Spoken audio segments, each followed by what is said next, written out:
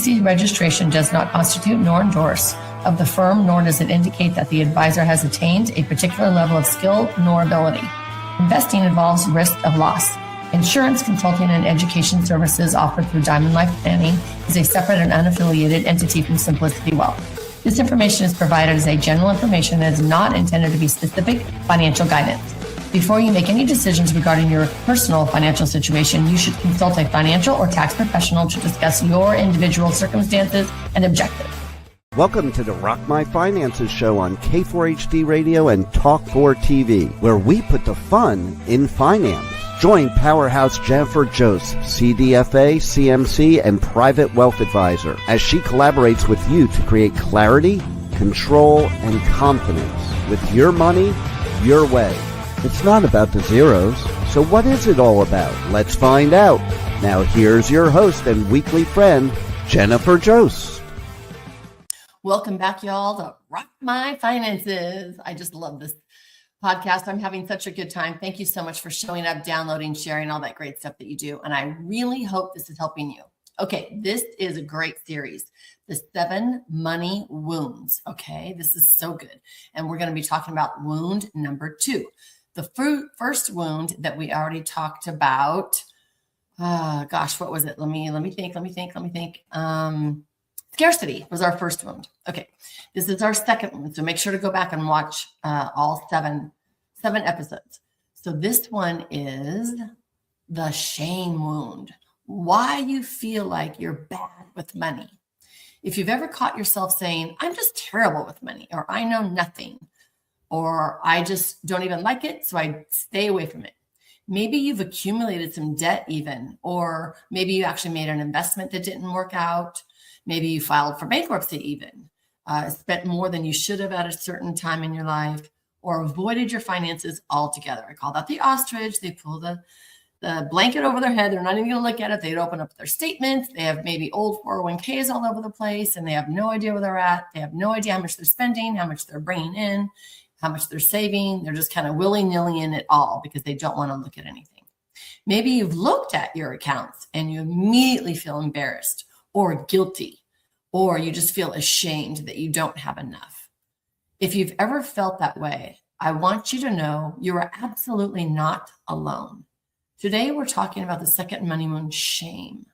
Shame is one of the heaviest emotions we can carry because it doesn't just tell us we've made a mistake. It actually tells us we are the mistake. This is a huge difference between guilt and shame. Guilt says, I made a poor financial decision. Shame says, I am bad with money. Guilt focuses on behavior, which we know we can all change. But shame attacks our identity. It attacks who we are. It attacks us as a person.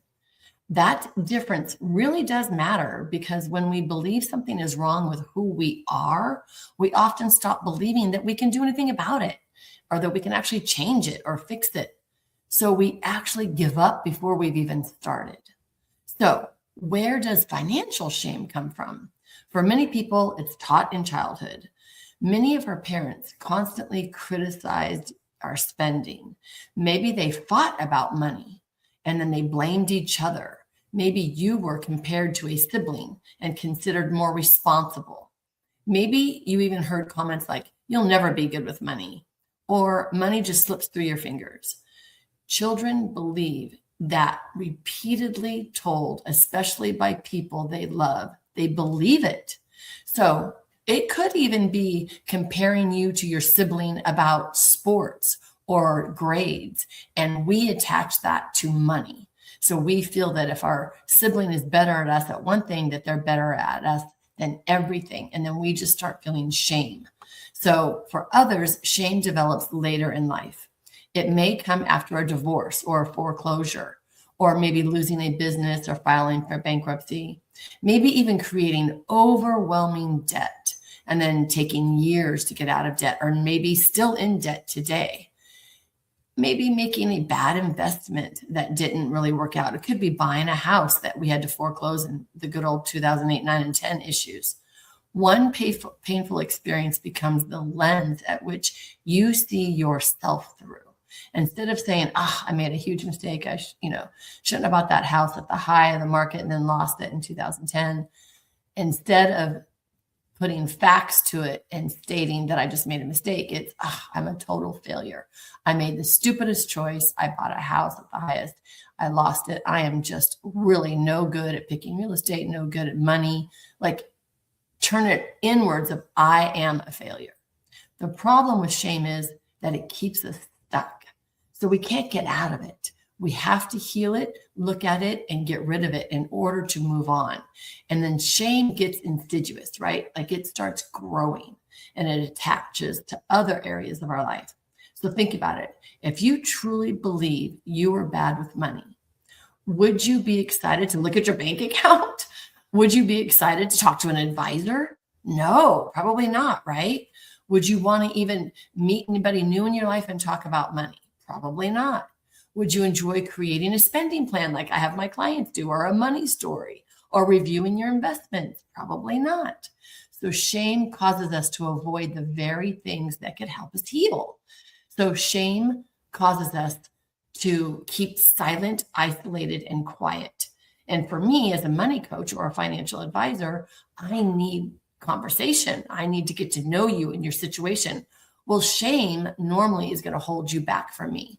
So there's a lot of times that I'll be, meeting people at an event or my speaking event or something, and then I'll have a couple of people just, they ask maybe a couple of questions and they steer away. I know that shame's holding them back from really showing who they are to me because they're feeling so ashamed, which is so sad because I know I can help them, right?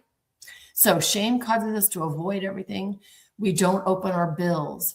We maybe ignore credit card statements. We avoid checking our retirement accounts. We avoid maybe even investing into retirement accounts. We put off asking for help because we're so afraid of judgment, embarrassment, that's just going to create more shame. And this shame could be creating depression and anxiety. And the longer we avoid it, the more overwhelming it becomes.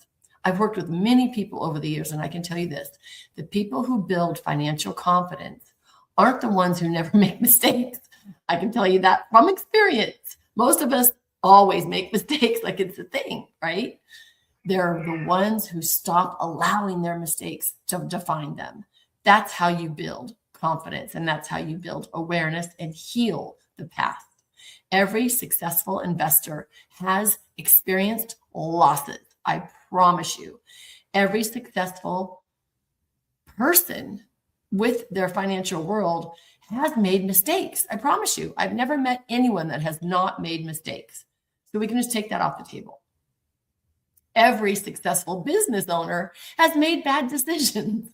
I can attest to that too. I've owned several businesses, and yes, not all my decisions are right on point. Sometimes they go around the tree to get to the bush to finally figure out what I need to do. Like, there's always a roadmap to it, and that's okay. Bad decisions are not shameful. Making mistakes is just one step closer to the right way. Every financial successful person has made purchases that they wish they hadn't, that they wish they wouldn't have bought that, or trusted that person, or did that, or jumped in too much, too fast, too quick. Like, there's always things that we should have, would have, could have.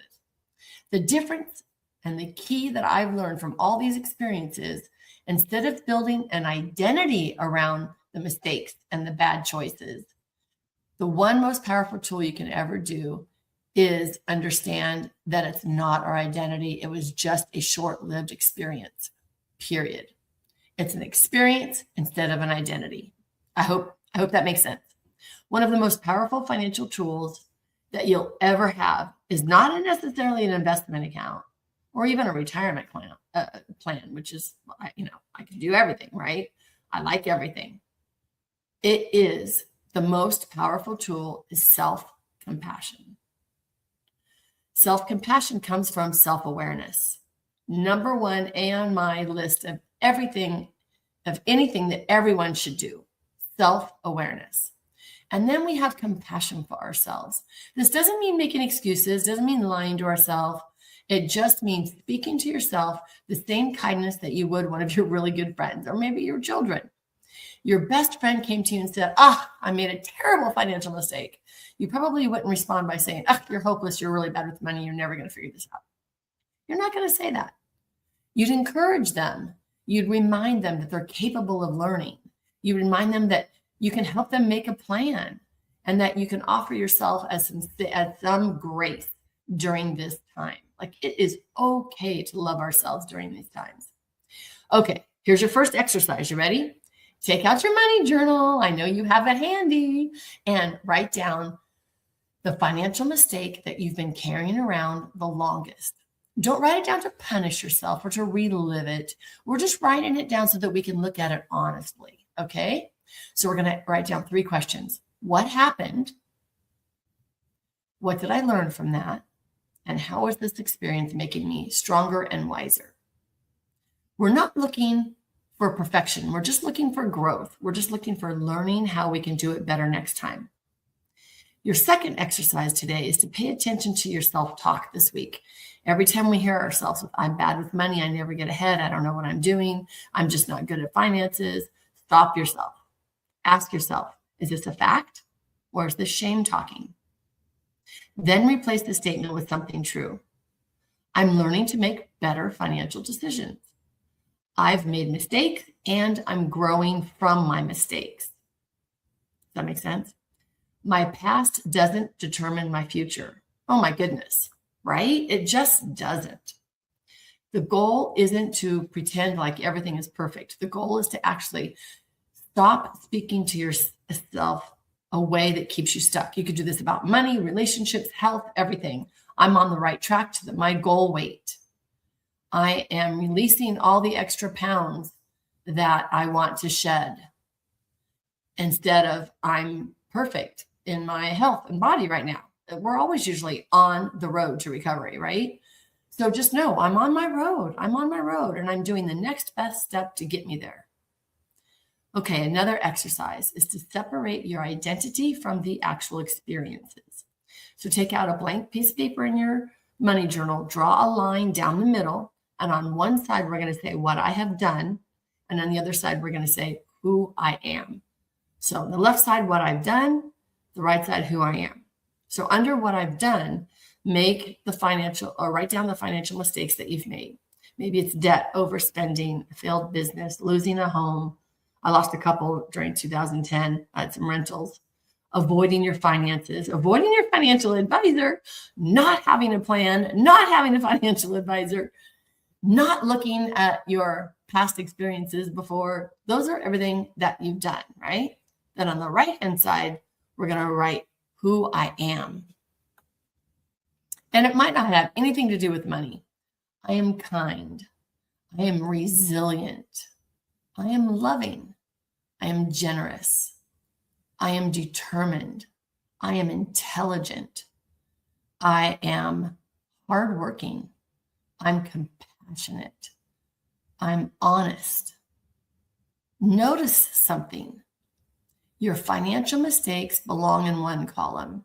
Your identity belongs in the other column. Do not confuse the two. And take a look at that every day when you start to feel anxious or depressed or any negative feeling around money at all. Pull out that list because you are a badass. Don't confuse the two. So I also want you to remember that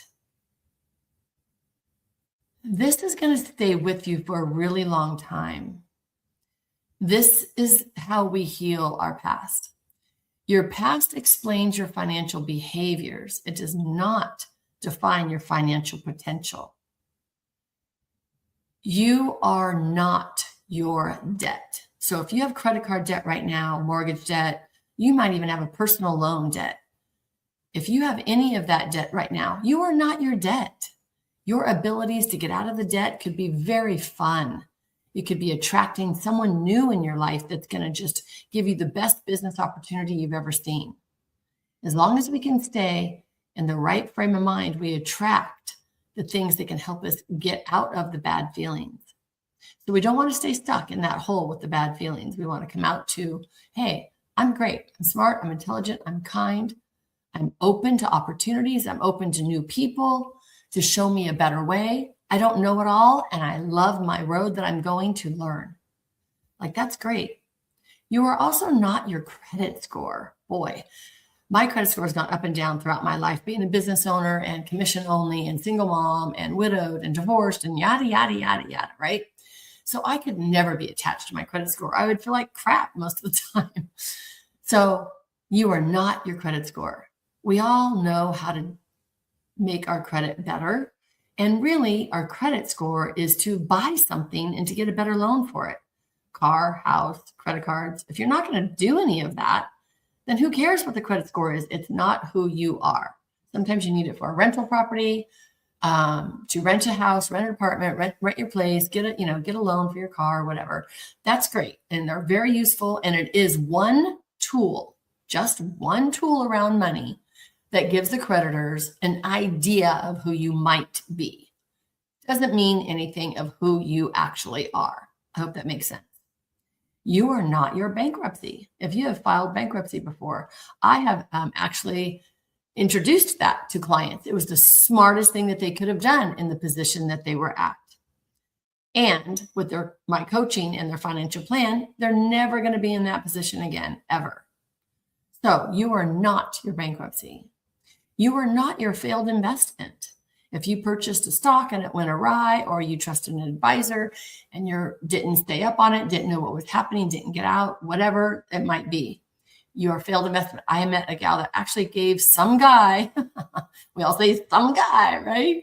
Some guy like $250,000 because she thought it was going to be such a great real estate deal. Nope, she lost all of it. How devastating is that, right? And then we pick ourselves back up and then we say, okay, I'll never do that again. Any money that I'll give, I'll always make sure it's a custodian, a large company. It's, not a human name like Madoff, right? We don't want to be doing that. So she is not her failed investment at all. She's actually more wiser for it. So all the experiences that we're going through is making us who we are today, which is amazing. We're only getting better and better, kind of like wine, right? More time, the finer we become. You are not your financial decisions you made when you didn't know what you know today, right? So we don't know what we don't know. We've heard that from Oprah. That is all the time. We don't know what we don't know. And now that we know, we would do things differently.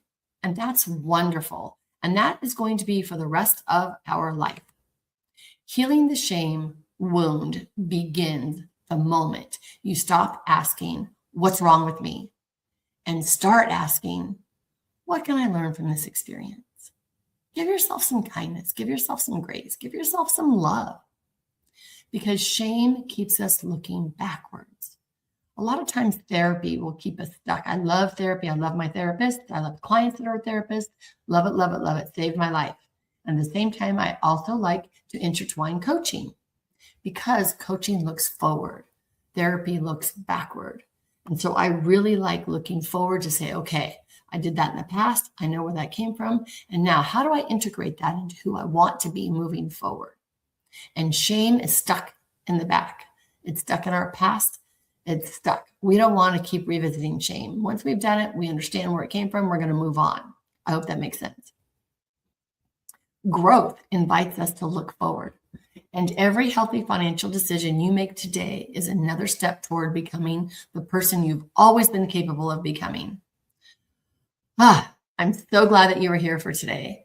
Come back. We've got more. The next one is the worthiness wound. Woo! That's going to be a good one too, because that's me. So I want you to be able to enjoy these episodes, get your homework done, pat yourself on the back, tell yourself you're a badass. And I want you always to be able to walk away and say, I rock my finances. We appreciate you joining us today, and don't forget to subscribe to the Rock My Finances YouTube channel for more engagement and bonus content. Tell me, what is your money story? Let's find out with Jennifer right here on K4HD Radio and Talk4 TV. It's not about the zero, it's about the F word, feelings. Feelings Jennifer can't wait to explore with you next week. Until then, let's all say, I rock my finances.